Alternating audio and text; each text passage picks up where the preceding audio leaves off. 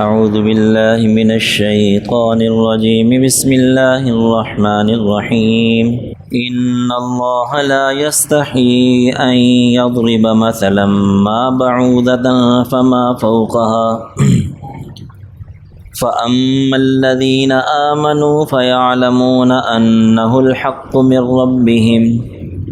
وأما الذين كفروا فيقولون ماذا أراد الله بهذا مثلا يضل به كثيرا ويهدي به كثيرا وما يضل به إلا الفاسقين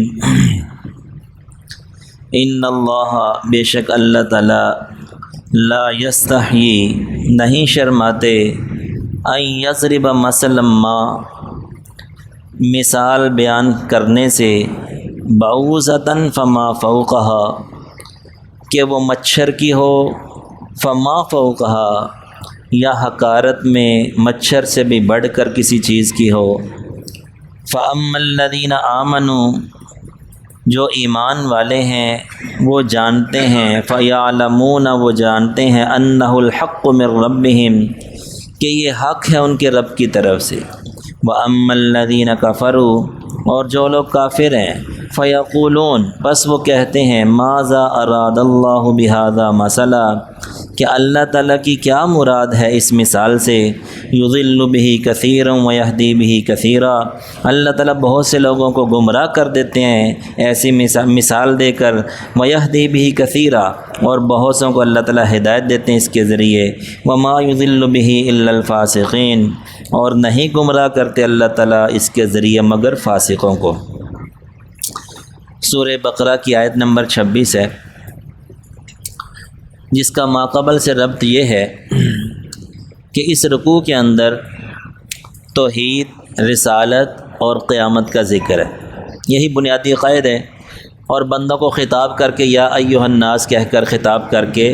بنیادی جو عقائد ہیں اس کی طرف دعوت دی گئی۔ پہلا عقیدہ توحید ذکر کیا گیا، اعبدوا ربکم الذی خلقکم، رب کے وجود کے دلائل دیے۔ اس کے بعد رسالت کا ذکر ہے، اور رسالت کے ساتھ کیا ہے کہ رسالت کو ثابت کرنے کے لیے چونکہ معجزہ ہوتا ہے، جتنے بھی انبیاء کرام آئے ان کو معجزات دے کر بھیجا گیا، اور آپ صلی اللہ علیہ وسلم کو سب سے بڑا معجزہ جو قیامت تک کے لیے رہے گا، بلکہ قیامت کے بعد بھی رہے گا، جنت میں بھی رہے گا، وہ ہے قرآن پاک کا نزول۔ اور اس کے بارے میں پھر چیلنج کیا گیا کہ اگر یہ بندوں کا بنایا ہوا کلام ہے تو اس جیسا تم بھی لے آؤ، تو گویا کہ یہ بندوں کا بنایا ہوا کلام نہیں ہے بلکہ یہ منزل من اللہ ہے، اللہ کی طرف سے کلام ہے جو حضور پر نازل ہوا ہے۔ اس کے ذریعے آپ صلی اللہ علیہ وسلم کی رسالت کو ثابت کیا گیا کہ رسول یہ نبی برحق ہیں۔ اب انہیں چیلنج کیا تھا کہ اس جیسا تم بھی لے آؤ، تو وہ تو لا نہ سکے، نہ اس جیسا قرآن، نہ اس جیسی 10 صورتیں۔ چیلنج کم کر دیا، اور چیلنج کم کر دیا کہ ایک صورت ہی لے آؤ، فأتوا بصورۃ، وہ بھی نہ لا سکے۔ تو عام طور سے ایسا ہوتا ہے کہ جب بندہ چیلنج میں ناکام ہو جائے نا تو پھر وہ ہوچھے قسم کے اعتراضات شروع کر دیتا ہے۔ وہی طریقہ کفار نے کیا کہ چیلنج کا مقابلہ تو نہ کر سکے لیکن ہوچھے قسم کے اعتراضات شروع کر دیے کہ اچھا اگر یہ اللہ کا کلام ہے تو اس میں چھوٹی چھوٹی چیزوں کی مثالیں کیوں ہیں؟ اللہ کا کلام، اللہ تعالیٰ تو مالک الملک ہیں، بادشاہوں کے بادشاہ ہیں، تو اس میں جو ہے نا مچھر کا مکھی کا ذکر اور مکڑی کا ذکر، اس طرح کی چیزوں کا ذکر ہے، اللہ کے کلام میں ایسی چیزوں کی کیا ضرورت ہے؟ تو ایک یہ اعتراض کیا انہوں نے، تو اللہ تعالیٰ اس اعتراض کا جواب دے رہے ہیں۔ پہلی بات تو یہ اللہ تعالیٰ نے کی کہ ان اللہ لا یستحی ان یضرب مثلا ما، کہ اللہ تعالیٰ شرماتے نہیں ہیں مثال بیان کرنے سے، یعنی کہ حق بات کو واضح کرنے کے لیے اگر کسی مثال کی بھی ضرورت پیش آئے تو اللہ تعالیٰ شرماتے نہیں ہیں، اور جتنی بھی مثالیں بیان کیں وہ ایسی موقع محل کے مناسب ہیں کہ اس کے علاوہ کوئی مثال بنتی نہیں۔ اب اگر کسی چیز کی مذمت بیان کی جا رہی ہے کہ یہ چیز ایسی ہے جو ہے نا مچھر کے پر کے برابر بھی نہیں ہے، تو اب لائن بات ہے کہ وہ موقع محل ایسا ہی ہے کہ اس کی مذمت کر رہے ہیں تو یہی مثال بنتی ہے، اب اس سے حقیر کیا چیز ہے؟ اب یہ تو نہیں کہہ سکتے کہ جہاں مذمت کرنی ہے حقیر چیز کی تو وہاں مثال پہاڑ کی تو نہیں دے سکتے، یہ تو بالکل فصاحت کے خلاف ہے۔ اب جیسے اللہ تعالیٰ جو ہے نا مذمت کر رہے ہیں معبودان باطلہ کی کہ تم اللہ کو چھوڑ کر جن کی عبادت کرتے ہو نا، اللہ تعالیٰ کی مثال بیان کی، یا ایھا الناس اذا ضرب مثل فاستمعوا لہ، کہ اے لوگو تمہارے لیے ایک مثال کو بیان کیا جا رہا ہے، فاستمعوا لہ، غور سے سن لو۔ کیا مثال بیان کی جا رہی ہے؟ آگے جا کر اللہ تعالیٰ فرماتے ہیں کہ جن معبودان باطلہ کی تم عبادت کرتے ہو نا، لن یخلقوا ذبابا، وہ ایک مکھی بھی پیدا نہیں کر سکتے۔ یعنی کہ خالق ہونے کے لیے جو معبود جس کی عبادت ہے نا، عبادت جس کی جائے، معبود ہونے کے لیے ضروری ہے کہ وہ خالق ہو۔ کو اللہ کی عبادت کی جاتی ہے وہ معبود برحق ہیں، تو لہذا اللہ تعالیٰ خالق بھی ہیں۔ تو تم جن معبودان باطلہ کی عبادت کرتے ہو وہ کس چیز کے خالق ہے؟ وہ تو ایک مکھی کو پیدا نہیں کر سکتے، بلکہ اللہ نے فرمایا اب وَإِن يَسْلُبْهُمُ الذُّبَابُ شَيْئًا لَا يَسْتَنْقِذُوهُ مِنْهُ، کہ اگر وہ مکھی کچھ ان سے لے اڑے تو وہ اس مکھی سے نہیں چھڑا سکتے۔ اب اس قدر فصاحت کے ساتھ اور وضاحت کے ساتھ مثال بیان کی، اتنے عاجز معبود کہ ان کے سامنے اگر کوئی شیرینی رکھی ہوئی ہے اور مکھی کچھ لے اڑی تو وہ اتنے عاجز ہیں کہ وہ مکھی سے چیز نہیں چھڑا سکتے، تو تمہاری مشکلات کیسے دور کریں گے وہ؟ کس قدر اللہ تعالی نے بہترین طریقے سے ان کو سمجھایا، حق بات سمجھائی۔ اسی طرح اللہ کے در کو چھوڑ کے جو دوسرے دروں پر پڑے رہتے ہیں، اپنا تعلق ان کے ساتھ قائم کرتے ہیں، تو اللہ نے فرمایا کہ والذین تدعون من دون اللہ، کہ بلکہ دوسری جگہ پہ یہ آتا ہے کہ جو ایسے دوسروں کے در کے ساتھ تعلق رکھتے ہیں تو وہ ایسے کا مثل عنکبوت، کہ جیسے وہ جو ہے نا مکڑی کا جالا، کہ اللہ کے در کو چھوڑ کے انہوں نے کیا ہے کہ دوسرے لوگوں سے تعلق بنا رکھا ہے، تو وہ گیا کہ مکڑی کے جالے کی طرح، مکڑی کا جو گھر ہے وَإِنَّ أَوْهَنَ الْبُيُوتِ لَبَيْتُ الْعَنْكَبُوتِ،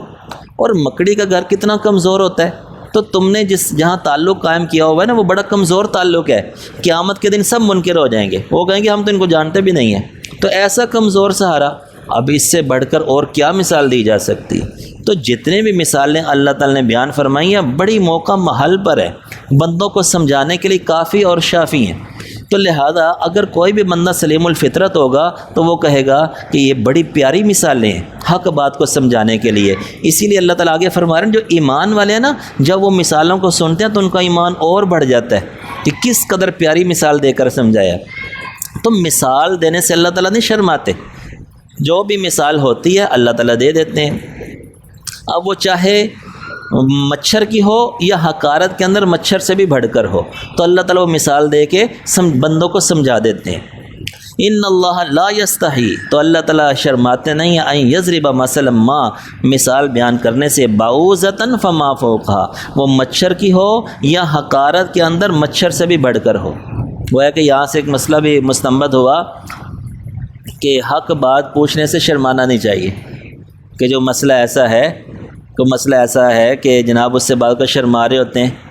تو یہ جو ہے نا حق معاملات اور حق مسائل جو ہوتے ہیں، حق شریعت کو سمجھنے کے اندر یہ جو شرم ہے نا، شرم یہ رکاوٹ نہیں ڈالنی چاہیے کہ جناب شرم آئے گی، یہ مسئلہ پوچھیں گے مولوی صاحب سے، اب پاکی ناپاکی کے مسئلے ہیں اور اتنے کتنے مسائل ہوتے ہیں، تو بعد کا لوگ کہتے ہیں نہیں شرم آتی ہے۔ بھئی یہ جو ہے نا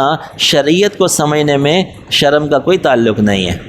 شریعت کوئی ایسی بے شرم تھوڑی ہے کہ شریعت نے کھول کھول کے مسائل بیان کیے ہیں۔ شرم تو ہونی چاہیے گناہوں کے اندر، کہ بندہ گناہ کرتے وقت شرمائے کہ یار اللہ تعالیٰ تو دیکھ رہے ہیں، بندہ دیکھ رہا ہے نہیں دیکھ رہا، اللہ تعالیٰ تو دیکھ رہے ہیں۔ اس لیے تو اللہ نے فرمایا اذا لم تستحی فاصنع ما شئت، کہ جب شرم نہیں نہ رہی تو پھر جو چاہے کرو۔ اصل تو شرم ہے کہ شرم کیا ہوتی ہے، بندوں کو گناہوں سے روک دیتی ہے، تو اصل یہ شرم ہے کہ بندہ گناہوں سے بچے۔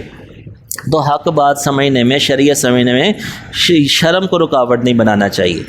تو فَأَمَّا الَّذِينَ آمَنُوا، جب اللہ تعالیٰ مثالیں بیان کر کے سمجھاتے ہیں نا لوگوں کو، تو فَأَمَّا الَّذِينَ آمَنُوا، بس وہ لوگ جو ایمان لائے، فَيَعْلَمُونَ أَنَّهُ الْحَقُّ مِنْ رَبِّهِمْ، وہ جانتے ہیں کہ أَنَّهُ الْحَقُّ مِنْ رَبِّهِمْ، کہ یہ بات حق ہے ان کے رب کی طرف سے۔ وَأَمَّا الَّذِينَ كَفَرُوا، وہ لوگ جو کافر ہیں، فَيَقُولُونَ، وہ کہتے ہیں مَاذَا أَرَادَ اللَّهُ بِهَذَا مَثَلًا، کہ ماذا اراد اللہ، اللہ تعالیٰ کیا چاہتے ہیں ان مثالوں سے، کہ چھوٹی چھوٹی مثالیں ہیں۔ تو گویا کہ ایک مسئلہ بھی سمجھ لیں کہ اللہ تعالیٰ کے سامنے کوئی چیز چھوٹی اور بڑی نہیں ہے، یہ شریعت کا ایک مسئلہ ہے۔ اگر کسی بندے نے یہ سمجھا کہ اللہ تعالیٰ چونٹی کو آسانی سے پیدا کر سکتے ہیں اور آسمانوں کو مشکل سے، تو اس کا اسلام سے کوئی تعلق نہیں، دائرہ اسلام سے خارج ہے وہ۔ اگر کوئی بندہ یہ سمجھے کہ اللہ تعالیٰ مچھر کو آسانی سے پیدا کر سکتے ہیں اور اس کے مقابلے میں سارا کا سارا عالم، جنت بھی، جہنم بھی، آسمان بھی، عرش بھی، فرش بھی، سارے کا سارا عالم، اس میں زیادہ وقت لگے گا یا ذرا مشکل سے اللہ تعالیٰ پیدا کریں گے، وہ کافر ہو جائے گا۔ اللہ تعالیٰ کے لیے ایک چونٹیوں کو پیدا کرنا اور پورے عالم کو پیدا کرنا یہ برابر ہے۔ تو جب یعنی ساری چیزیں اس میں آ گئیں کہ اللہ تعالیٰ نے کن فیکون سے پیدا کرنا ہے، تو یہ اس میں مشکل اور تھوڑی طاقت اور بڑی طاقت اور زیادہ زور کم زور کا تو مسئلہ ہی نہیں ہے، یہ چھوٹی بڑی چیزیں انسانوں کے اعتبار سے، ہمارے اعتبار سے ہیں۔ تو وہ کافر لوگ کہتے ہیں کہ اللہ تعالیٰ کا کیا ارادہ ہے ان مثالوں سے؟ اللہ تعالیٰ نے جواب دیا یضل بہ کثیرا ویہدی بہ کثیرا، کہ اللہ تعالیٰ اس کے لیے کئیوں کو گمراہ کرتے ہیں اور کئیوں کو ہدایت دیتے ہیں۔ یعنی کہ جن کی عقل پہ ویسے ہی جناب پٹی بندھی ہوئی ہے، جن کے جناب ویسی دلوں پر مہر لگی ہوئی ہے، تو وہ ایسی مثالوں سے اور گمراہ ہو جاتے ہیں۔ کیوں؟ کہ انہوں نے ایمان تو لانا نہیں ہے قرآن پر، قرآن میں سے ٹیڑھ تلاش کرنا ہے، کوئی ایسی چیز مل جائے جس پر ہم اعتراض کر سکیں، قرآن کا چیلنج تو قبول نہ کر سکے، تو اب وہ کیا چاہتے ہیں کہ بس اس میں سے کوئی ایسی بات نکالا جو اعتراض ہو جائے۔ تو اللہ نے فرمایا کہ بس اللہ تعالیٰ اس کے ذریعے گمراہ کرنا چاہتے ہیں۔ اور کس کو گمراہ کرنا چاہتے ہیں؟ جو خود گمراہ ہونا چاہتے ہیں، یہ اور کئی جگہوں پہ آتا ہے۔ وَيَهْدِي بِهِ كَثِيرًا، اور اللہ تعالیٰ اس کے لیے کئیوں کو ہدایت دیتے ہیں۔ وَمَا يُضِلُّ بِهِ، آگے آ گیا کہ کس کو گمراہ کرتے ہیں؟ فاسقوں کو، جو خود گمراہ ہونا چاہتے ہیں، اللہ تعالیٰ انہی کو گمراہ کرتے ہیں۔ تو اللہ تعالیٰ سے دعا ہے کہ اللہ تعالیٰ ہمیں صحیح راستے کی توفیق عطا فرمائے۔